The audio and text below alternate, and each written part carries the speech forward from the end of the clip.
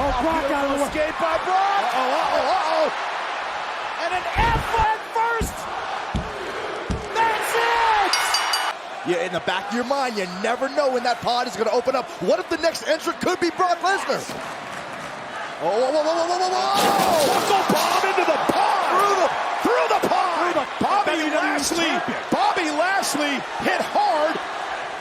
Again, Lesnar with an almost air for Cody Rhodes from the ropes. Cody has nothing left. It's over.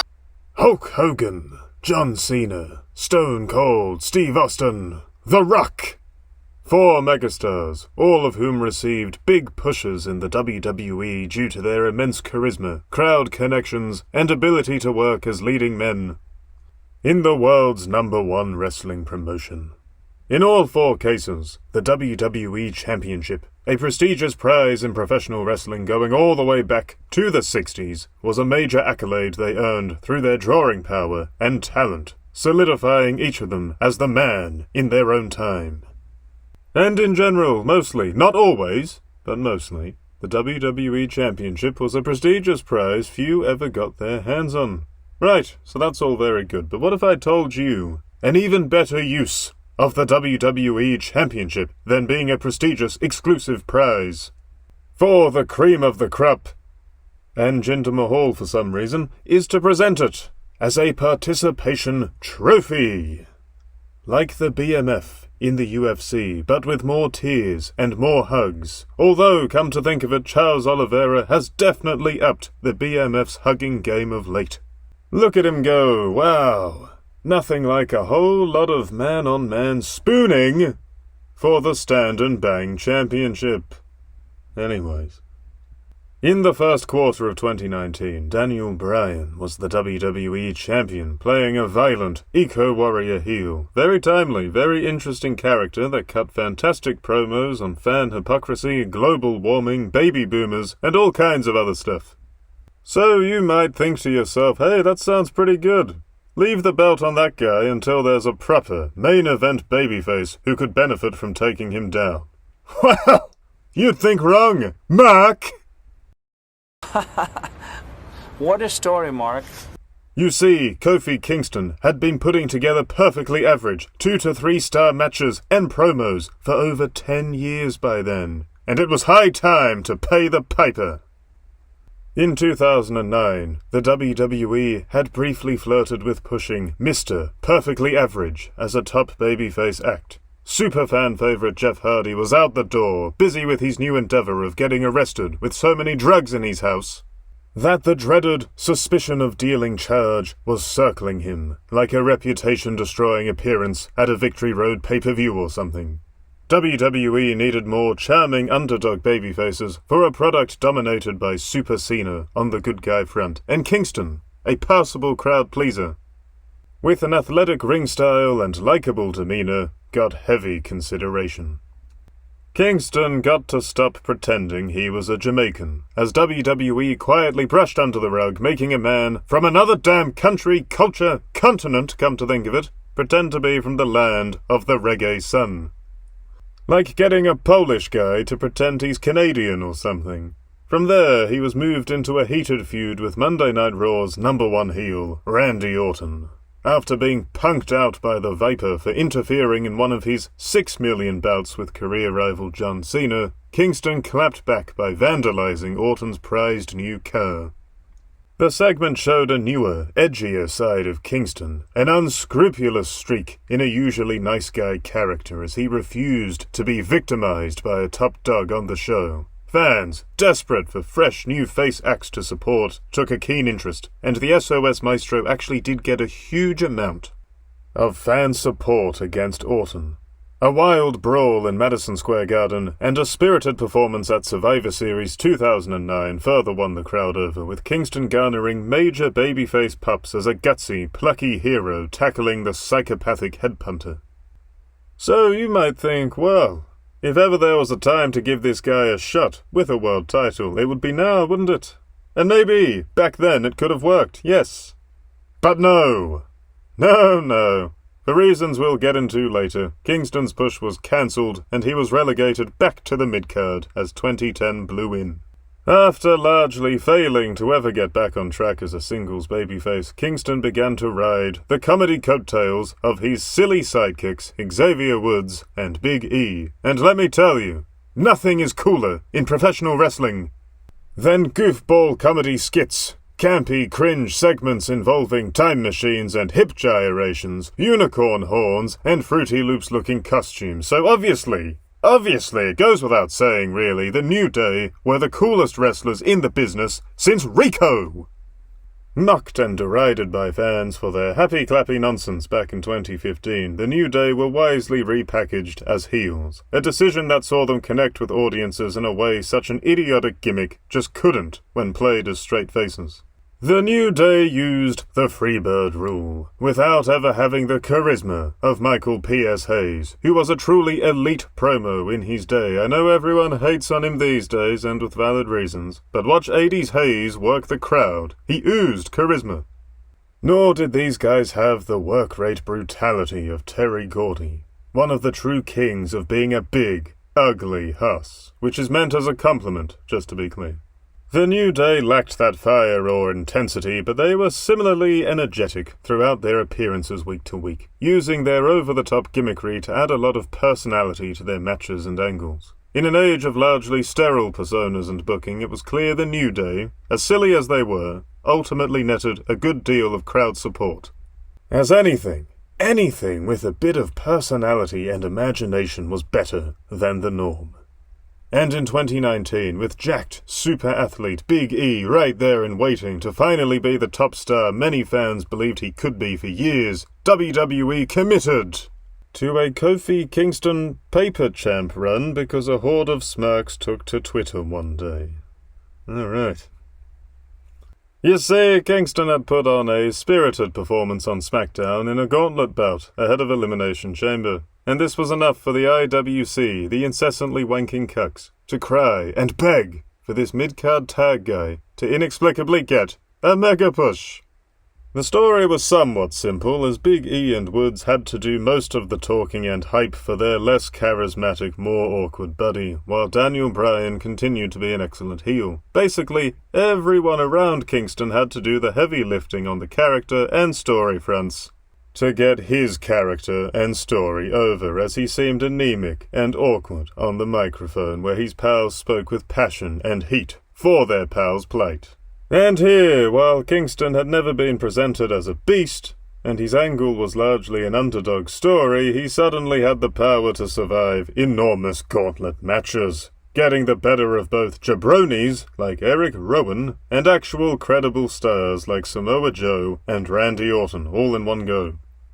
And of course, in no way did this make Joe and Orton look bad that they got embarrassed by a tired-out mid-card guy almost half their size. No, of course not. Totally cool and worth the effort for a future champ who definitely under no circumstances ran the risk of completely killing the ratings, oh no. Not like beating Orton here would invalidate the threat he could pose later in the year as a major title challenger either. No, of course not. That would be silly.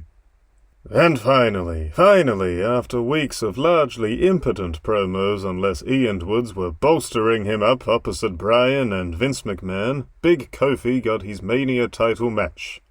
And you know what's even better than 2 stars who guarantee the biggest title goes on in the main event? 2 who guarantee it won't. That way, other titles can get a chance, and everyone can be equals. Adios, superstardom. Hello, land of the mid. Sound familiar? Now, talented as he was, Daniel Bryan had a recurring issue throughout his career. It's a hell of a thing. Rob Gronkowski knows all about it. Or, well, actually, he's probably forgotten by now. Brain damage. Basically, with Bryan's long history of concussions and general head knocks, he needs to, in theory, be extra careful between the ropes, as any further cerebral trauma could send him in the direction of the great technical wrestler who did diving headbutts in the WWE before him. No comment as to who that might have been. Well, Kingston apparently didn't get the memo on this one and put his own signature on Bryan Danielson's brain here, stiffly stumping his already faulty cranium with no semblance of protection before making a couple of grown men cry in one of the front rows. You know, one thing you rarely saw in the Attitude Era, a time where WWE was hip and actually popular, was crying fans. Or crying wrestlers, for that matter, bar the occasional comedic cry from Kurt Angle or heel Steve Austin, the latter of which was a terrible, terrible mistake. And you know, when I stop and wonder who started this little crying little sub-boy performance on screen where something big happens, who? In WWE, so let's put Ric Flair to a side because a bunch of people will say him, but who in WWE specifically did the waterworks on a big stage and made it the norm? Well, there's a few suspects, but I'll tell you who it is. He was a gifted technical wrestler, much like Daniel Bryan. Oh, wait, we just referenced him. And he was also a largely mid-card guy who got a thank you title run like Kofi Kingston. That man's name, we're actually just going to say it, Chris Benoit. Does that seem like a guy everyone should be emulating? And yet, tears and more tears. We are in the crybaby era, the feelings era. Far more so now than even when Kofi was champ too. With crying Rhodes on top, dropping crocodile tears like the sinister, phony psychopath he is. Oh, so Kofi finally won. Oh, it's a miracle. I mean, actually, it is kind of a miracle that such a middling, mid-carder won the top prize, I suppose. There is an argument for that, I guess. Anyways, once Kofi finished vegetabilizing Daniel Bryan, we got his title run.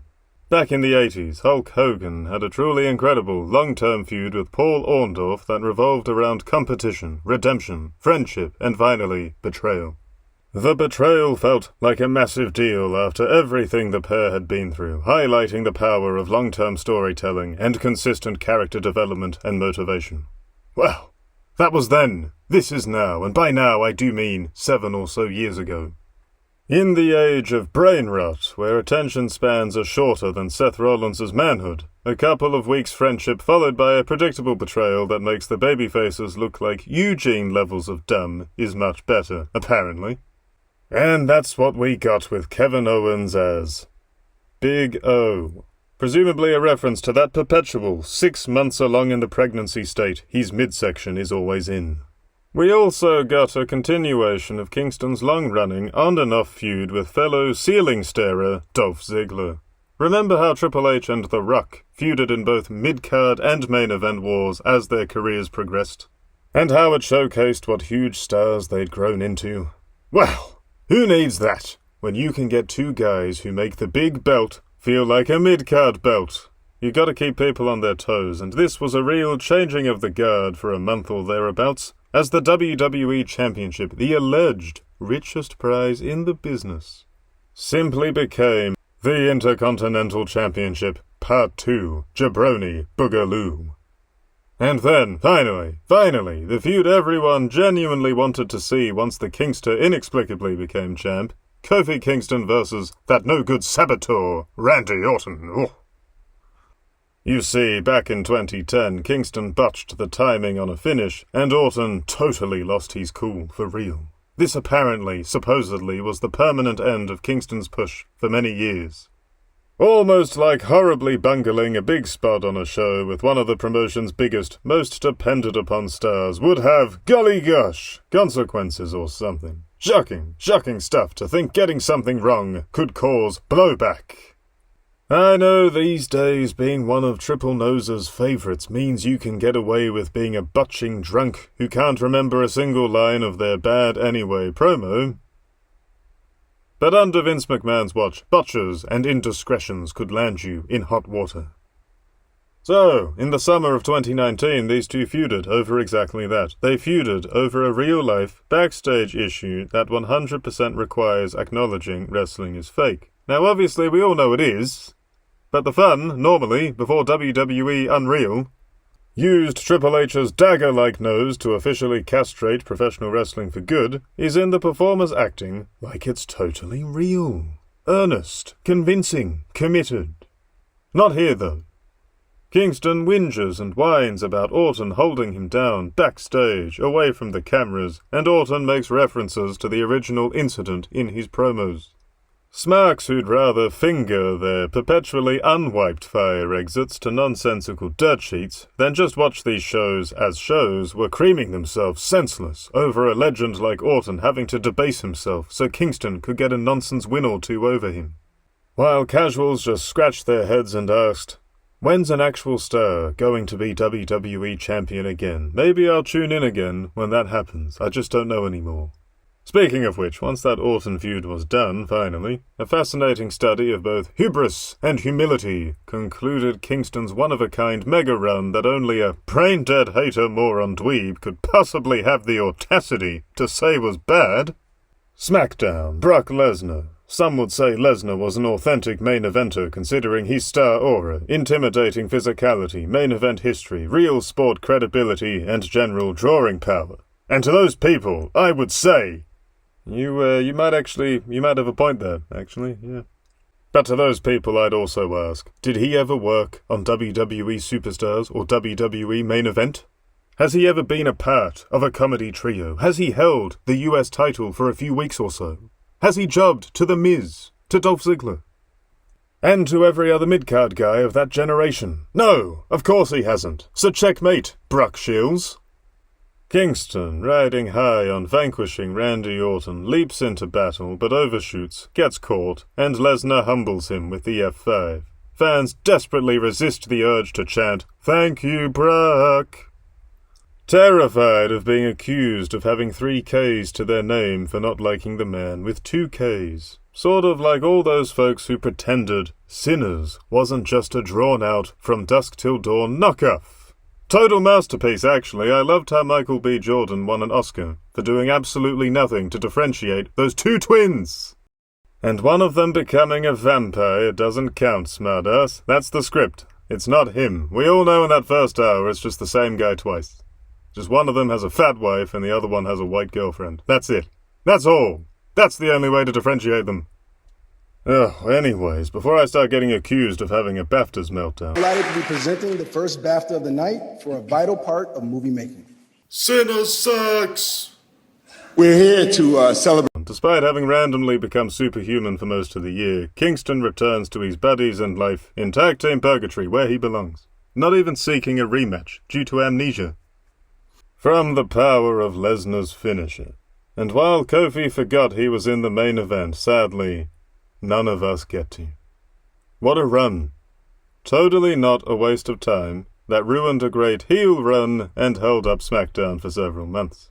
Totally not a crapfest Sentimental Smarks pretend was a great piece of wrestling history. Oh no, of course not. Goat tier stuff, actually. Goat tier stuff.